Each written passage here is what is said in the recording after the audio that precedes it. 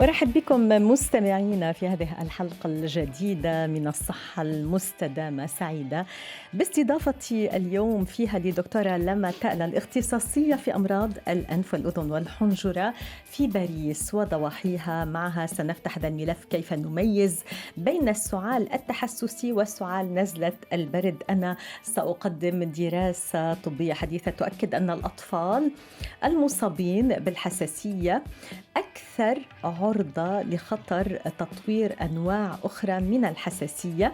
وطبعا باستطاعتكم متابعة الحلقة اليوم من خلال رابط اليوتيوب الذي وضعته سارة على صفحة الفيسبوك الخاصة بالصحة المستدامة، وأيضا من الممكن متابعة الحلقة عبر فيسبوك لايف على صفحة الصحة المستدامة وصفحة مونتي كارلو الدولية، كما أننا نتابع مسابقتنا اليومية معكم بهدف تحسين صحتكم والسهر عليها. إذا أردتم الفوز باستشارة مجانية مع ضيفة الحلقة اليوم دكتورة لما تألة، أتمنى أن تكونوا أول من يجد الإجابة الصحيحة عن السؤال الذي ستطرحه عليكم دكتورة لما تألة بعد الحلقة في فيديو من تصوير ريتا محمود. هذا الفيديو طبعا نضعه كل يوم على صفحة الصحة المستدامة على الفيسبوك، وننتظر طبعا كل إجاباتكم للفوز بالاستشارة المجانية. أذكركم بوسائل التواصل معنا: رقم الواتساب، صفحة الفيسبوك، وصفحة أيضا الفيسبوك لايف على مونتي كارلو الدولية وعلى الصحة المستدامة، ومن خلال الاتصال بنا إلى استوديو البث المباشر. إذن من الممكن أيضا طرح الأسئلة على الدكتورة لما مباشرة من خلال الهاتف. إذا ننتظر كل هذا التفاعل اليومي والرائع معنا. شكرا لريتا في قسم هندسة الصوت والصورة، وأيضا لسارة أوجي في قسم التنسيق. نبدأ دائما الحلقة بمقولة أختارها لها علاقة تقريبا بموضوع الحلقة. اليوم اخترت هذه المقولة وطبعا سأفسر لماذا. لا شتاء دون ثلج، ولا ربيع دون شمس، ولا فرح دون مشاركة. وطبعا أرحب بك دكتورة لما تألة. هل نستطيع أن نقول لا ربيع من دون حساسية؟ مرحبا سونيتا. بدأنا في فصل الربيع. أنا بالنسبة إلي يعني كطبيبة أنف أذن حنجرة بقول أكيد لا ربيع بدون تحسس، لأنه أكتر شيء بنشوفه خلال الربيع هو مشاكل التحسس بالنسبة لي الأنفي والسعلة المزمنة والمشاكل التحسسية طبعا بالربيع. نعم، واليوم طبعا سنتحدث كما ذكرت عن التمييز بين السعال التحسسي وسعال نزلة البرد. هل من الممكن أن نعرف أولا بالسعال التحسسي؟ كيف يكون؟ متى تأتي النوبة؟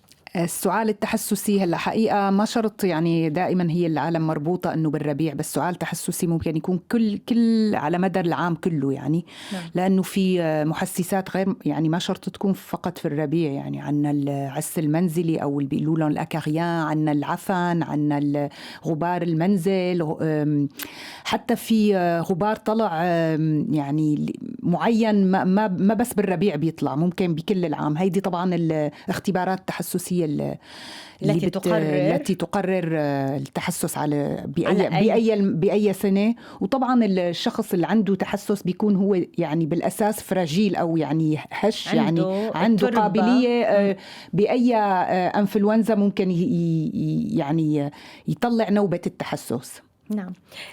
يا ترى هل هناك علاقة ما بين سعال نزلة البرد والسعال التحسسي؟ هل مثلا من الممكن أن يتحول سعال نزلة البرد إلى سعال تحسسي؟ هلا هو غالبا حقيقة يعني لما بيجوني عم يسعلوا دائما بتبلش دائما، يعني على أغلب الأوقات بيقولوا لي إنه بلش بقريب معنا من شهر شهرين وضل التحسس، ضل السعال عفوا مستمر. نعم. مستمر.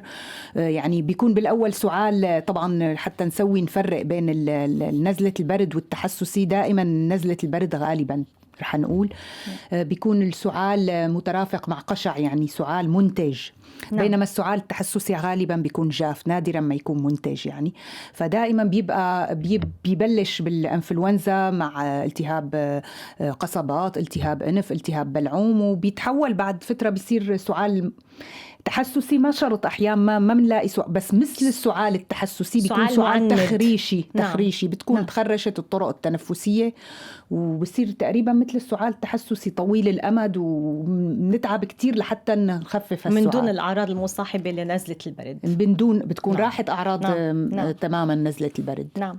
شكرا لك دكتورة لما تألى. سنعرف منك أكثر عن كيف تميزين أنت في عيادتك ما بين السعال التحسسي وسعال نزلة البرد. أما الآن فسننتقل إلى دراسة اليوم، دراسة حديثة تؤكد أن الأطفال المصابون بالحساسية هم أكثر عرضة لخطر تطوير أنواع أخرى من الحساسية. الصحة المستدامة. سونيتا ناظر.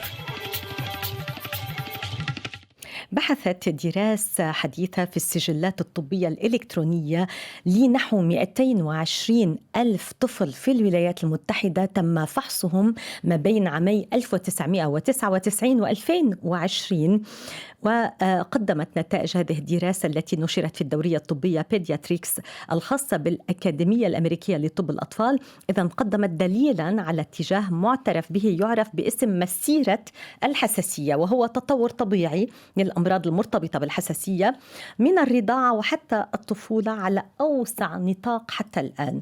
وقال الدكتور ديفيد هيل أحد مؤلفي الدراسة وخبير حساسية الأطفال في جامعة بنسلفانيا أنه إذا تم تشخيص إصابة طفل بأحد أشكال الحساسية فإن احتمالية الإصابة بنوع ثان أعلى بكثير من عامة السكان. وتجدر الإشارة إلى أن التهاب الجلد التأتبي أو الأكزيما يعد الأول في القائمة، وظهر هذا الالتهاب لدى أكثر من 10% من الأطفال الذين خضعوا للدراسة بشكل عام عند بلوغهم سن 4 أشهر. وعند بلوغهم 13 شهرا من العمر أظهرت الدراسة أن الأطفال يتعرضون لنوبات قوية من حساسية الأطعمة المفاجئة والربو، مع معاناة أكثر من سن من 1 من كل 5 أطفال من الربو.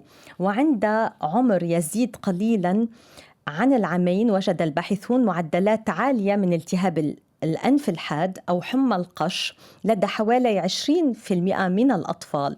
ومع بلوغهم 3 أعوام طور القليل منهم التهاب المريء اليوزيني، وهي حساسية نادرة تسبب التهاب المريء كخطوة خامسة على طول مسيرة الحساسية. وكشف التقرير الجديد أن الفول السوداني والبيض والمأكولات البحرية ذات الأصداف هي أكثر أنواع حساسية الطعام التي يتم تشخيصها عند الأطفال. وعانى أكثر من 13% من الأطفال من حالتين أو أكثر من حالات الحساسية والمعروفة باسم المرضى المشتركة. وأخيرا وعلى سبيل المثال يعاني أكثر من 40% من المصابين بالربو من حمى القش أيضا، وحوالي نصف المصابين بالربو يعانون أيضا بدورهم من الحساسية تجاه الطعام. الصحة المستدامة. سونيتا ناظر.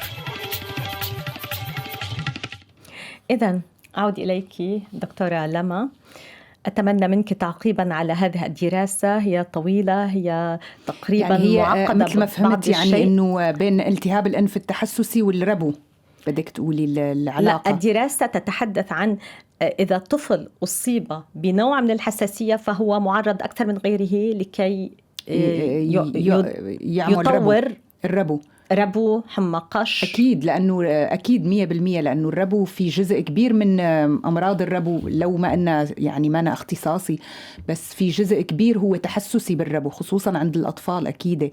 وممكن مثل ما قلتي ممكن الطعام كمان، ما بس الشغلات اللي بالهواء يعني نعم. غبار الطلع، وفي كتير نعم. محسسات طعامية كمان حتى نحن بنطلبها لما بندور على التحسس، نطلب التحسس بالهواء. نعم. وبنطلب التحسس الطعامي كمان، لأن كلها مرتبطة مع بعض. نعم. أكيد. أنت طبعا لست اختصاصية في أمراض الصدر، ولكن أنت أول من نتوجه إليها عندما يعني في مشترك بيننا وبين تعيين الصدر، لأنه حتى الالتهابات الجيوب والالتهابات التحسس الأنفية كلها مربوطة مع الربو طبعا.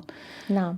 يعني إذن الطفل الذي لديه حساسية طعام من الممكن أن طبعا 100% يطور حساسية حمى قش تماما ربو. 100% طبعا. نعم. والتهاب أنف تحسسي كمان. وهذا ترينه في عيادتك طبعا يوميا؟ أكيد كتير طبعا. نعم. طبعا. وفي عمر صغيرة جدا كمان. في أعمار صغيرة. لا، أعمار صغيرة أحيانا بيشكوا يكون التهاب قصيبات شعرية متكرر، بس بعد فترة معينة وبعد ما يعملوا الفحوصات كلها بيعرفوا إذا ربوا ولا لا. نعم، شكرا على التعقيب دكتورة لما. سنعود إلى موضوع حلقتنا اليوم، كيف نميز بين السعال التحسسي وسعال نزلة البرد. يا ترى إذا تحدثنا عن أعراض كل منهما، هل هي أعراض متشابهة أم هناك فارق؟ يعني لنبدأ أحيانا تختلط حقيقة، حتى أقول لك أحيانا تختلط، بس هي إذا بدك بالواقع هي يعني بتقدري تميزيها. نعم. أول شيء بتيجي بعد بيقول لك أنا كنت مجرب، هيك بيقول لي المريض، كان عندي جريب ونزلة صدر وصار معي وجع بلعوم وصار معي وجع وسيلان أنف، أعراض جريب تمام، وبقت السعلة بعدها. نعم. في قشع، وفي طبعا لما بلش بزكام وتحول مع قشع، هذا سببه نزلة البرد أو فيرال فيروسي. نعم. وممكن بعد الفيروسي يصير إنتان بكتيري، يعني البروفيت أو يعني بيستغل الفرصة البكتيريا وبتيجي فوق الإنتان الفيروسي. في كم من الحالات يتطور الالتهاب من فيروسي إلى؟ في كتير حالات، خصوصي هلا حقيقة نحن ما دائما نعطي، غالبا ما بنعطي أنتيبيوتيك لأنه فيرال. نعم. بس ممكن إذا تطورت المفرزات والمخاطية تعبت، يصير في مثل إنتان جرثومي فوقها. نعم. فبهالحالة بنعطي الأنتيبيوتيك بحال طول أكتر، لأنه إذا طول بيكون هون تحول لبكتيريا. هلا يا أما بنعطي مباشرة الأنتيبيوتيك، يا أما بننتظر شوي أو بنعمل لطاخة لنشوف إذا في إنتان بكتيري صار فوق الزكام، اللي هو معروف الزكام طبعا فيروسي. نعم. إذن هنا ربما يجب أن ننوه أنه نزلة البرد تكون معدية، أما الحساسية فهي معدية. غير معدية تماما 100%. نعم أبدا. الحساسية لا تعدي لطمأنة مستمعينا.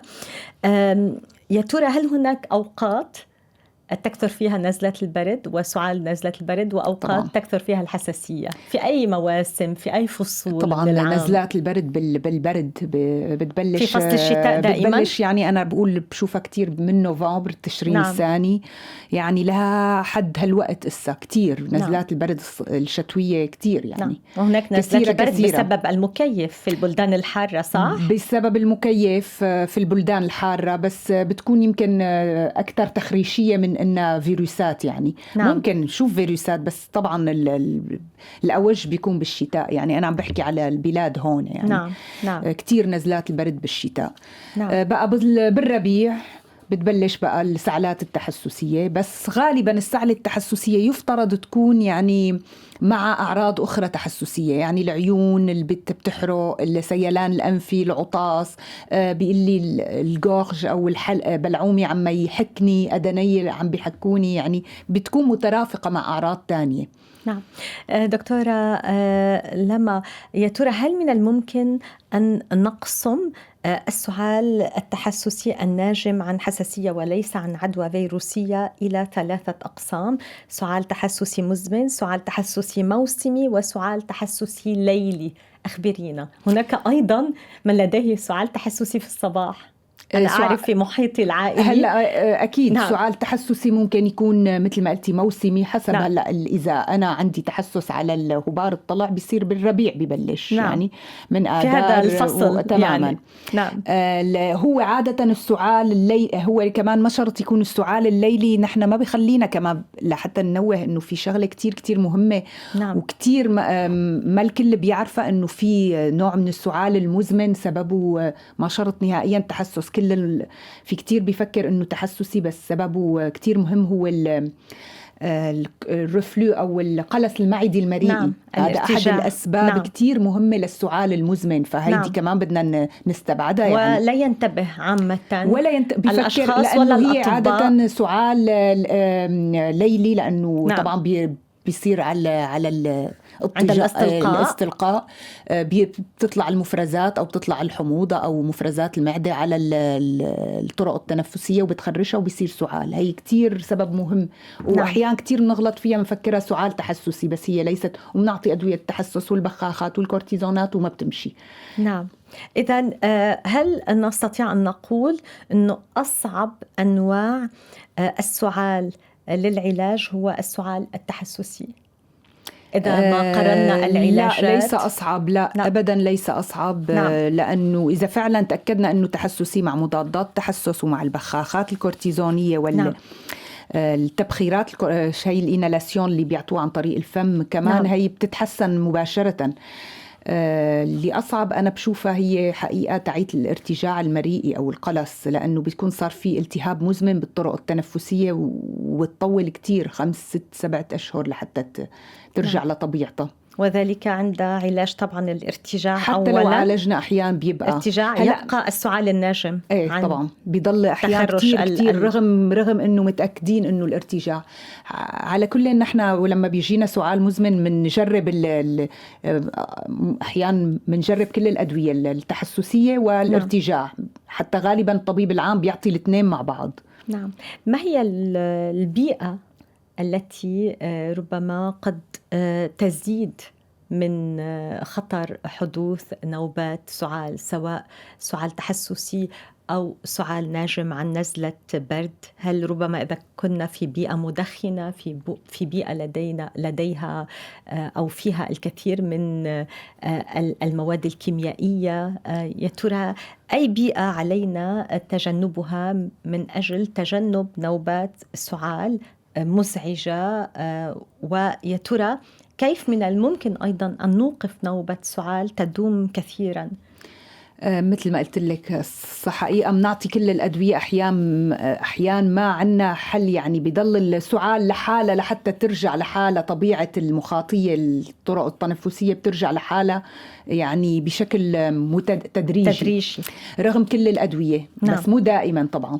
هلأ أهم شيء طبعا الرطوبة، بالنسبة لمرضى التحسس الرطوبة بنطلب منهم دائما ينظفوا الزوايا المنزل، ينظفوا الموكيت، كله هذا بيلم العس المنزلي والعفن، حتى التخلص من السجادة والموكيت. نعم. ومنقول لهم كل هالألعاب الدبب الصغيرة والألعاب القطنية هي فيها الوبر كلها الاستبعادة. وطبعا إذا في كلب أو قطة بالبيت كمان إذا تحسس كله يجب استبعاده طبعا. وأحيان مع أنه في دراسات تقول أنه الأطفال يلي عندهم بسينة هرة أو كلب لديهم أعراض حساسية أقل، هل هذا صحيح؟ لا أكيد. القط والكلب كتير عامل محسس. هلا ممكن ما يكون عندي تحسس على وبر ومفرزات هالحيوانين، بس في كتير كمان موجود كتير هالتحسس عنده.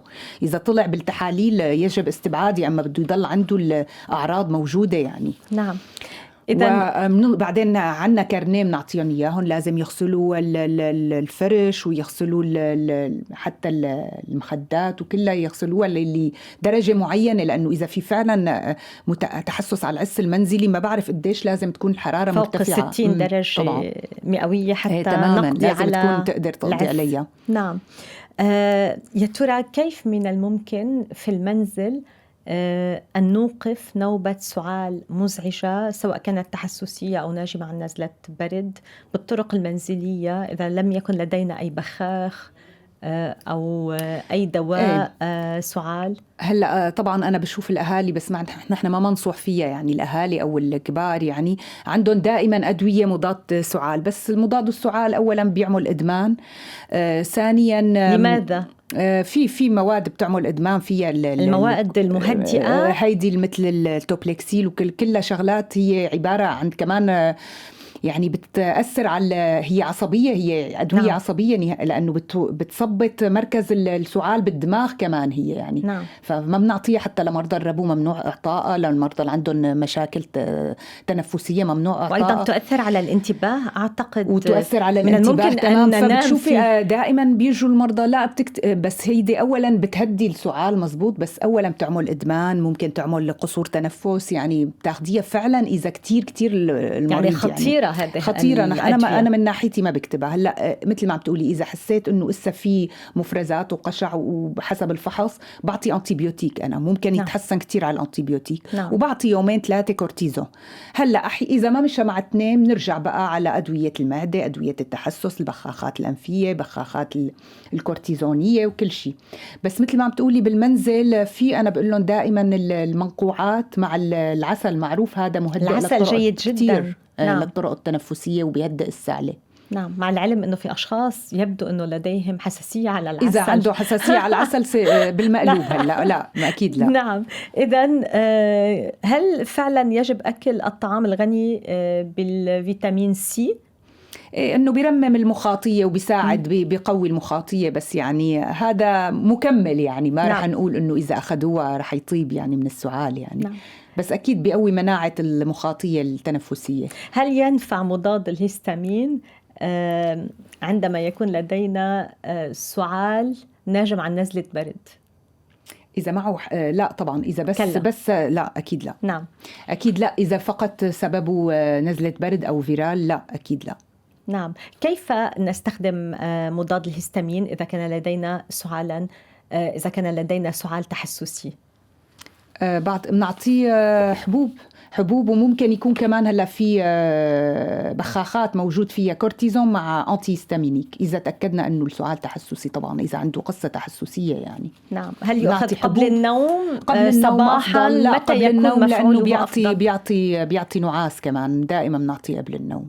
نعم. اليوم الأدوية الجديدة أو الجيل الجديد من مضادات الهستامين يبدو أنها لا تؤثر كثيرا على الانتباه والنوم. بلاستين ما بأقل بكتير من الأيريوس وهالشغلات القديمة. نعم. هل أخذ مضاد الهستامين كل العام سيء؟ هل هناك إدمان على عادة لا. عادة يعطى أحيان سنين يعني. نعم. لا عادة هلا ما شفنا أنه بيعمل يعني آثار جانبية مهمة يعني.